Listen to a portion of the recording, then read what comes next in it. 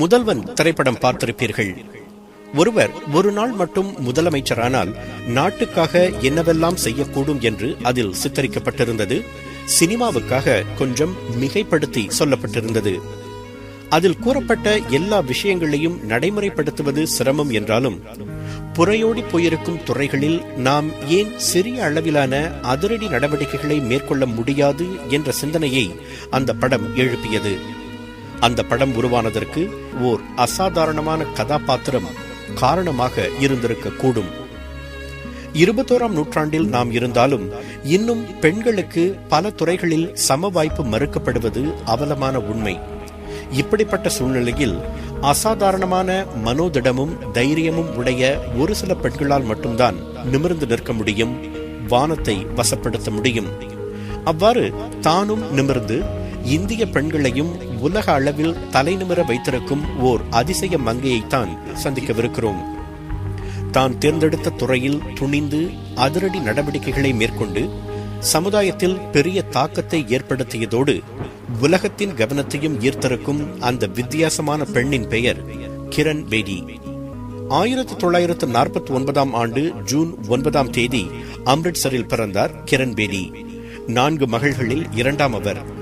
பழமைவாதத்தில் நம்பிக்கையில்லாத பெற்றோர். அதனால் சிறு வயதிலிருந்து சிறகடித்து பறக்க முடிந்தது கிரண் பேடியால். சராசரி இந்திய பெண்ணுக்கு கிடைக்காத வாய்ப்புகளும் கல்வியும் அவருக்கு கிட்டியது. வாய்ப்பை நன்கு பயன்படுத்தி சிறப்பாக கல்வி கற்றார் கிரண் பேடி. சட்டத்துறையில் இளங்கலை பட்டமும் அரசியலில் முதுகலை பட்டமும் பெற்றார். பின்னர் போதை புழக்கம் மற்றும் குடும்ப வன்செயல் ஆகிய துறைகளில் ஆராய்ச்சிகள் செய்து முனைவர் பட்டம் பெற்றார். கல்வியில் மட்டுமல்லாது விளையாட்டுத் துறையிலும் சிறந்து விளங்கினார் கிரண். டென்னிஸ் போட்டிகளில் பல தேசிய விருதுகளை வென்றார்.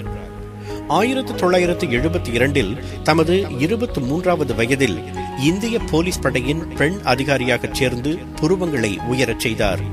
இந்தியாவிலேயே போலீஸ் அதிகாரியாக சேர்ந்த முதல் பெண் அவர்தான். பணியில் சேர்ந்த நாளிலிருந்து நேர்மை, மனிதாபிமானம் ஆகிய 2 பண்புகளை தைரியமாக வெளிப்படுத்தினார் கிரண் பேடி. ஆரம்பத்தில் அவர் போக்குவரவு போலீஸ் துறையில் அதிகாரியாக இருந்தார். சாலைகளில் உயர் அதிகாரிகளின் வாகனம் என்று தெரிந்த போதும் அவர்கள் தவறு செய்திருந்தால் அச்சமின்றி அபராத சீட்டுகளை நீட்டினார். ஊழல் நிறைந்த ஒரு சூழ்நிலையில் அவரது அதிரடி நேர்மை விரோதிகளை பெற்றுத்தந்தாலும் அவரது வேலை திறனும் கடமை உணர்வும் கிடுகிடுவென பதவி உயர்வுகளையும் பெற்றுத்தந்தது. போலீஸ் துறை என்பது குற்றவாளிகளை பிடித்து கூண்டில் அடைக்கும் துறையாக மட்டும் இல்லாமல் குற்றவாளிகளுக்கு உதவும் ஒரு துறையாக, அவர்களின் மறுவாழ்வுக்கு வழிகாட்டும் ஒரு துறையாக இருக்க வேண்டும் என்று அழுத்தமாக நம்பினார் கிரண் பேடி. அவரது நம்பிக்கைக்கு செயல் வடிவம் கொடுக்கும் ஒரு மிகப்பெரிய சவால் அவரது தோள்களில் சுமத்தப்பட்டது 1994ஆம் ஆண்டு. திஹார் சிறைச்சாலை ஆசிய பசிபிக் வட்டாரத்திலேயே ஆக பெரியதும் மிக மோசமானதுமான சிறைச்சாலை. இன்ஸ்பெக்டர் ஜெனரல் என்ற பதவி உயர்வோடு அந்த சிறைச்சாலையை நிர்வகிக்கும் பொறுப்பு அவருக்கு தரப்பட்டது. சுமார் 11,000 கைதிகள், பெரும்பாலும் ஆண்கள். ஒரு பெண்ணால் என்ன சாதிக்க முடியும் என்று நினைத்தவர்கள் மூக்கின் மேல் விரல் வைத்தனர் 2 ஆண்டுகளில். அந்த சிறைச்சாலையில் ஊழல் மலிந்திருந்தது, போதை புழக்கம் பரவலாக இருந்தது, மிக மோசமான நிலையில் கைதிகள் வைக்கப்பட்டிருந்தனர். மற்ற அதிகாரிகளைப் போல் அலுவலகத்தில் உட்கார்ந்து ஆணை பிறப்பிக்காமல் ஒவ்வொரு கைதியாக சந்தித்து பேசினார் கிரண். ஒரு பெரிய புகார் பெட்டியை நிறுவி தவறு செய்யும் அதிகாரிகளை பற்றி புகார் எழுதி அதில் போடுமாறு கைதிகளுக்கு ஊக்கமூட்டினார். அந்த புகார் பெட்டியின் சாவியை தானே வைத்துக் கொண்டு ஒவ்வொரு நாளும் ஒவ்வொரு புகாரையும் படித்து தகுந்த நடவடிக்கை எடுத்தார். சிறை ஊழியர்களும் அதிகாரிகளும் விழித்துக் கொண்டனர். நாம் ஒழுங்காக நடத்தப்படுவோம் என்ற நம்பிக்கை கைதிகளுக்கு வந்தது.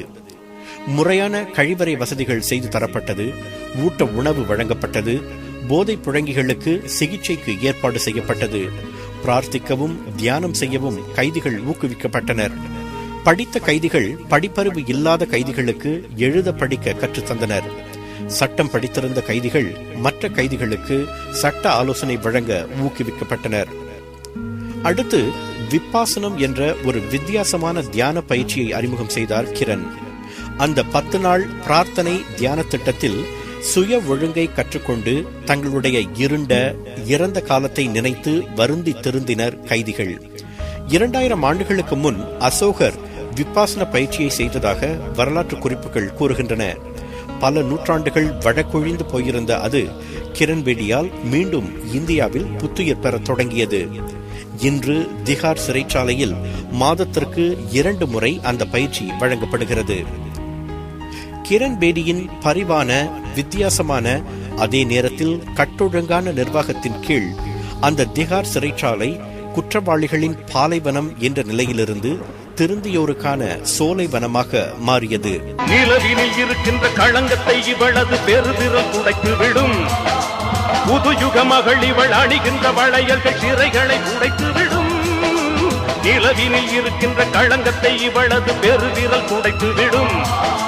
புதுயுக மகள் இவள் அணிகின்ற வளையல்கள் சிறைகளை உடைத்து விடும். தன் அனுபவங்களை அவர் இட்ஸ் ஆல்வேஸ் பாசிபிள் என்ற நூலாக எழுதினார். அதில் குற்றத்தடுப்பு, சிறைச்சாலை நிர்வாகம், சமூக காவல் முறை ஆகியவை பற்றி வித்தியாசமான கருத்துக்களை அவர் வெளியிட்டார். சிறை நிர்வாகத்தில் thinking out of the box என்ற அணுகுமுறையை பயன்படுத்தி அவர் மேற்கொண்ட சீர்திருத்த நடவடிக்கைகள் உலகின் புருவங்களை உயர்த்தின. அவரது நூல் பல மொழிகளில் மொழிபெயர்க்கப்பட்டது. இந்திய போலீஸ் துறைக்கு அவர் ஆற்றிய உன்னத பங்கு ஐக்கிய நாட்டு சபையின் கவனத்தையும் ஈர்த்தது. ஜனவரி 2003 ஆண்டு ஐக்கிய நாட்டு அமைதிப்படையின் நடவடிக்கைகளுக்கு கிரண்பேடியை ஆலோசகராக நியமித்தார் தலைமைச் செயலாளர் கோஃபி அனான். இந்தியாவில் வேறு எந்த ஆண் போலீஸ் அதிகாரிக்கும் கிடைக்காத அந்த கௌரவத்தை மகிழ்ச்சியோடு ஏற்றுக்கொண்டு மிகச்சிறந்த சேவையாற்றினார் கிரண். போலீஸ் துறையில் ஆற்றிய பங்கை தவிர்த்து கிரண்பேடி 2 புகழ்பெற்ற தொண்டூழிய அமைப்புகளை உருவாக்கினார். போதை புழங்கிகளின் மறுவாழ்வுக்காக 1988 அவர் தொடங்கிய நவஜோதி என்ற அமைப்பு இதுவரை சுமார் 12,000 போதை புழங்கிகளுக்கு மறுவாழ்வு அளித்துள்ளது.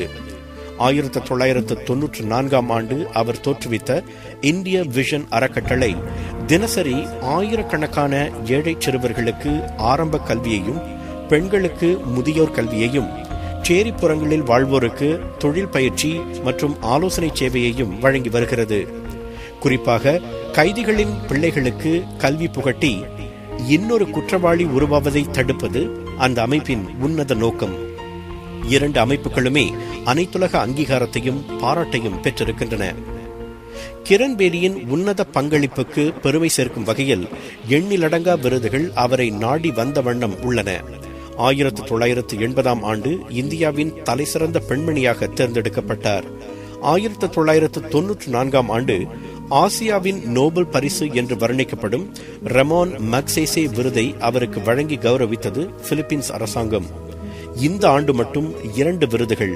அவற்றுள் ஒன்று சமூக நீதிக்கான அன்னை தெரேசா விருது. இதோ Kiran Bedi. Well, I would say that anybody who's listening, you got your 5 senses intact. You got your 5 senses which nature gifts you as you're born. I think you're already gifted. உங்களுக்கு 5 புலன்களையும் இயற்கை தந்திருந்தாலே நீங்கள் அதிர்ஷ்டசாலி என்று அர்த்தம். 5 புலன்களும் இயற்கை உங்களுக்கு தந்திருக்கும் பரிசு. அந்த பரிசை மூலதனமாக கொண்டு நீங்கள் உலகுக்கு என்ன பரிசளிக்க போகிறீர்கள் என்பதுதான் முக்கியம். சிறைச்சாலை என்ற மறக்கப்பட்ட, வெறுக்கப்பட்ட, ஒதுக்கப்பட்ட ஒரு துறையிலும் அசாதாரணமான மாற்றங்களையும் ஏற்றங்களையும் கொண்டுவர கிரண்பேடியால் முடிந்ததற்கு காரணம் அவரிடம் இருக்கும் பரிவு, நேர்மை, கட்டொழுங்கு போன்ற பண்புகளும், மனித உயிர் மதிப்புமிக்கது, குற்றவாளிகளையும் நல்லவர்களாக மாற்ற முடியும், தொண்டூழியம் மூலம் உலகத்தில் ஒரு நல்ல மாற்றத்தை ஏற்படுத்த முடியும் என்பனவற்றில் அவருக்கு இருக்கும் அசைக்க முடியா நம்பிக்கையும் தான்.